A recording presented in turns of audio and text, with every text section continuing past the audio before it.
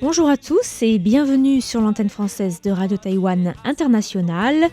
Aujourd'hui, au micro de RTI, nous avons l'honneur d'accueillir un invité que vous connaissez déjà. Il s'agit du linguiste français Aymeric Collard qui vient de finir ses 2 ans de post-doctorat à l'Academia Sinica et qui était venu il y a quelques mois à la radio pour présenter ses recherches en psycho et en neurolinguistique sur le mandarin de Taïwan, mais aussi sur les langues autochtones de Taïwan. J'ai proposé à Aymeric de revenir pour nous parler du mandarin de Taïwan et pour répondre à des questions vraiment simples que sans doute beaucoup de personnes qui vivent à Taïwan et apprennent le mandarin se posent sur la langue et sur sa variante qui existe à Taïwan. Mais tout d'abord, puisqu'on a la chance d'avoir un linguiste avec nous, j'en ai profité pour demander à Aymeric d'éclaircir quelques termes et de nous expliquer la différence entre le ou les accents taïwanais et le mandarin de Taïwan qu'on appelle en chinois Taïwan Guoyu. Généralement, quand on parle d'accent, on pense à l'intonation, on pense à la prosodie de la phrase. Et pour d'autres personnes, l'accent, ça peut être simplement une prononciation différente par rapport à ce qu'on considère comme une prononciation normale. En fait, il y a 2 manières de nommer cette variation géographique. Donc, on peut dire le Taiwan Guoyu, qui veut dire, si on traduit mot à mot, la langue nationale de Taïwan. Et d'autres personnes préfèrent utiliser Taiwan Huayu, pour dire vraiment le mandarin de Taïwan.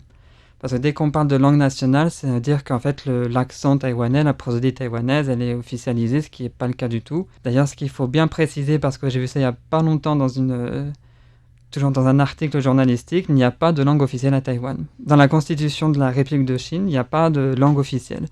Il y a des langues nationales, qui ont été, notamment il y a le mandarin, le Min, le taïwanais, le Hakka, les langues aborigènes qui ont été promues comme langue nationale. Et ça fait quelques mois qu'il est même découragé de parler de Taiwan Guoyu. Parce que du coup, ça veut dire que les autres langues ne sont pas au même niveau que le mandarin. Et il y a aussi d'autres chercheurs qui utilisent spécifiquement le terme Taiwan Guoyu, juste seulement pour, comme tu m'as dit, pour l'accent, la prononciation, et qui utilisent le Taiwan Huayu. Donc le mandarin de Taïwan plutôt pour le lexique, la grammaire, etc. La dernière fois, Aymeric était venu présenter ses recherches sur certaines variantes grammaticales du mandarin de Taïwan qui n'existent pas en Chine, comme la structure yo plus verbe. Aymeric avait expliqué qu'à Taïwan, le yo s'est grammaticalisé pour devenir un auxiliaire et exprimer une action qui a vraiment eu lieu dans le passé. Mais il existe d'autres structures grammaticales ou usages qui sont propres au mandarin de Taïwan. Par exemple, il y a le verbe yong, qui veut dire utiliser, et maintenant, il a une utilisation un peu gérondive quelque part. C'est en fait la même chose que pour le yo. C'est normalement le yong utilisé, il est suivi d'un nom. Il peut être suivi d'un verbe dans le mandarin de Taïwan. Et on l'a aussi en français. C'est quand on dit j'y vais en marchant. Et ça, en mandarin standard, normalement, il n'existe pas. Alors, il y en a d'autres aussi qui apparaissent en ce moment seulement. C'est le verbe shuo qui veut dire parler. Je parle français, etc. Et qui est utilisé, alors je ne sais plus comment on dit en français, mais en anglais on dirait que ce serait un complementizer. C'est comme en français quand on dit « je pense qu'il va pleuvoir ». Normalement, en mandarin standard, on dit, si on doit traduire mot à mot, « je pense il va pleuvoir ». Il n'y a pas ce petit mot, le mot que il n'existe pas. Et en mandarin de Taïwan, maintenant, on peut dire « je pense qu'il va pleuvoir dans pas longtemps ». D'après mes observations, donc ce shuo qui est utilisé comme que, en fait, c'est pas vraiment comme en français, on met que partout. Dans le mandarin de Taïwan, ce shuo, il se met qu'après des verbes de parole et de pensée. Donc, il se généralise pas non plus. C'est une grande influence du taïwanais. Et c'est là où c'est très drôle, c'est que même les Taïwanais qui ne parlent pas taïwanais, qui parlent que chinois, ils utilisent ces tournures-là. C'est une influence du taïwanais, donc la langue Min, sur le mandarin ici. Mais ça veut pas dire que seulement ceux qui parlent le Min parleront le mandarin de Taïwan. C'est-à-dire que même ceux qui ne parlent pas cette langue, qui en fait influence le mandarin qu'ils parlent, ils l'utilisent quand même. Il n'existe pas vraiment d'études linguistiques qui ont été faites sur ces tournures-là. En effet, elles sont difficiles à observer dans le cadre d'une recherche car elles surgissent souvent dans des discussions informelles. Quand on est un linguiste et qu'on va demander à quelqu'un, qu'on va lui poser des questions, en fait on demande à la personne de réfléchir sur sa langue. Et ça, ils vont se rendre compte tout de suite, en fait ça vient du taïwanais. Et si en plus on a un linguiste non taïwanais comme moi ou même comme toi, si tu poses des questions, ils vont dire « mais non, mais ça je vais pas te le dire, c'est pas du bon chinois ». Oui, ils vont se censurer et du coup ça va être encore plus dur d'étudier ce phénomène en fait. Donc c'est pour ça que c'est dur vraiment d'aller voir les gens et lui demander « mais quand est-ce que tu l'utilises ?» D'habitude les gens ils savent pas pourquoi ils disent ça, ils le font naturellement. Puis après, c'est du taïwanais, c'est pas la peine. De plus, l'histoire politique taïwanaise fait que toute variante du mandarin considérée comme standard a été dénigrée pendant la période de la loi martiale. Si on replace tout ça dans l'histoire linguistique de Taïwan, c'est qu'il y a eu des décennies de dictature dans lesquelles il fallait faire la promotion du chinois standard. Ça veut dire que si dans le travail on voulait monter en grade, il fallait parler un chinois standard, c'est-à-dire qu'il ne fallait aucune trace du taïwanais dedans. Donc tout ça, il y a sûrement une grande influence du taïwanais dans le mandarin de Taïwan. Et si on parlait comme ça, en fait, on parlait un mauvais chinois, sous-entendu, tu n'étais pas qualifié pour monter en grade. Autre spécificité du mandarin de Taïwan, c'est l'importation de particules, souvent placées en fin de phrase et qui vont être utilisées telles quelles dans la phrase en mandarin. Qu'est-ce que c'est une particule interrogative ? Pour poser une question, c'est assez simple. On a une phrase déclarative, à la fin on met le mot ma, et ça devient une question. Par exemple, si on veut dire il fait chaud, on a juste à dire很热.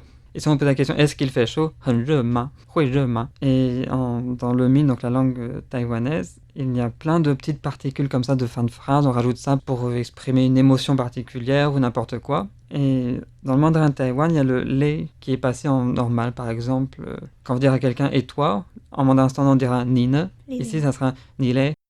Et la grande question, je pense qu'on peut se poser, c'est est-ce que ce les est là pour remplacer le ne, ou est-ce qu'en fait il est là pour exprimer encore autre chose ? Parce qu'après tout, ces deux particules coexistent dans le mandarin de Taïwan. Donc c'est-à-dire que ce n'est pas vraiment un remplacement total. Comme autre particule de fin de phrase, on peut aussi penser au han, qui est vraiment typiquement taïwanais. Le han, oui, c'est plutôt... T'as vu, je te l'avais dit. C'est une fonction assertive. Quand par exemple, je han, je t'avais dit qu'il faisait chaud. Pourquoi t'as pris un pull ? Il n'y avait pas un mot dédié pour cette fonction en mandarin, donc il y avait une place libre. Du coup, on peut prendre à côté, puis ça pique la place. Ça répond à un besoin. C'est ça.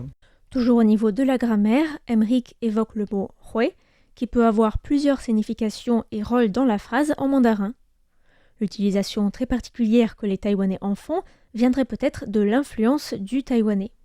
Le hui, c'est un verbe auxiliaire, mais qui, même en mandarin standard, il est hyper complexe parce qu'il est là pour exprimer plein de choses. Il peut exprimer un futur hypothétique, il peut exprimer du conditionnel, ou il peut exprimer aussi la capacité à faire quelque chose. Je sais nager, ça sera le même hui qui sera utilisé.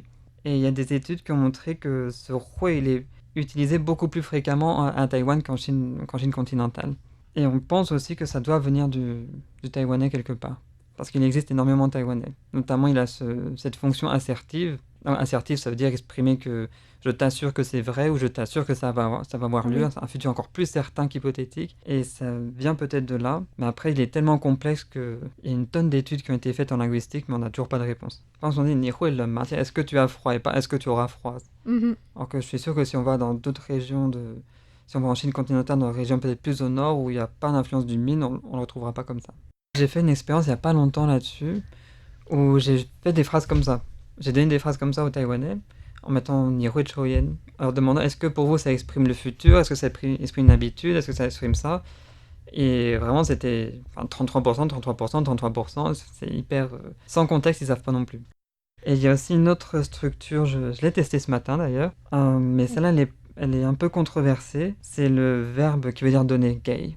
Donc c'est un verbe qui veut dire donner, et c'est aussi une préposition pour dire j'offre quelque chose à quelqu'un. Et certaines personnes pensent que ce gay peut être utilisé comme un marqueur de passif. Par exemple, j'ai été tapé, tragewota. Mais j'ai demandé ce matin à des jeunes qui parlent taïwanais et mandarin, et ils m'ont dit qu'en taïwanais c'est parfait, mais si tu me dis ça en mandarin, je sais pas si c'est moi qui l'ai tapé ou si c'est lui qui m'a tapé. Donc ils l'utiliseront pas. Donc c'est pour ça que je pense que c'est un peu controversé quelque part. Peut-être que c'est les personnes plus âgées qui l'utiliseront comme ça, vraiment un calque complet du taïwanais.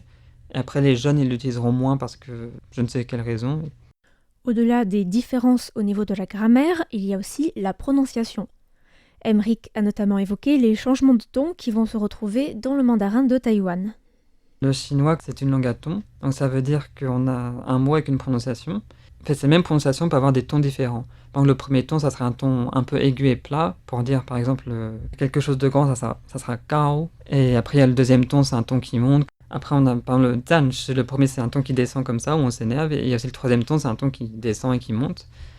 Et en plus de ces 4 tons dans le mandarin standard, il y a aussi un ton qu'on appelle neutre, donc c'est un ton très bref, et plus ou moins aigu ou grave en fonction du ton qu'il y a juste avant. Donc dans le mandarin vraiment standard, si on a un ton 1, donc le ton haut et plat, et qu'après il y a un ton neutre, il sera un peu plus grave.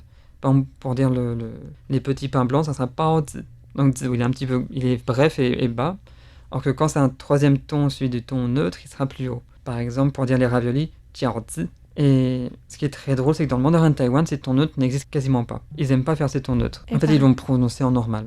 Donc par exemple pour jiaozi, ça va être quoi du coup? Ils vont faire un troisième ton. Parce que le zi, en fait, il est là en troisième ton aussi. Il faut carrément abandonner le ton neutre à Taïwan. Si on veut vraiment parler comme eux, pas de ton neutre. Et d'après mes propres observations, donc normalement, théoriquement, il y a un ton différent pour chaque mot et chaque mot est associé à un ton. Il faut tous les faire comme il faut pour arriver à se comprendre. Mais quand on écoute vraiment les Taïwanais qui parlent mandarin, quand ils parlent vite, ils s'en fichent. Ça devient que des deuxièmes tons. À part pour le premier mot et le dernier mot. C'est quelque chose de totalement inconscient qu'ils ne s'en rendent pas compte. Ils pensent qu'ils font tous les tons comme il faut, mais en fait pas vraiment. Et s'il y a des tons neutres qui sautent, ça veut dire aussi que le ton du mot d'avant va changer? Alors ça, c'est une autre règle dans les tons du mandarin, c'est que quand il y a deux troisièmes tons qui se suivent, donc le troisième ton c'est celui qui descend et qui monte, ensuite il est suivi d'un autre troisième ton qui descend et qui monte, ça demande beaucoup d'efforts quelque part à faire, donc il faut faire jiao, zi, donc ça prend encore plus de temps, pour le faire.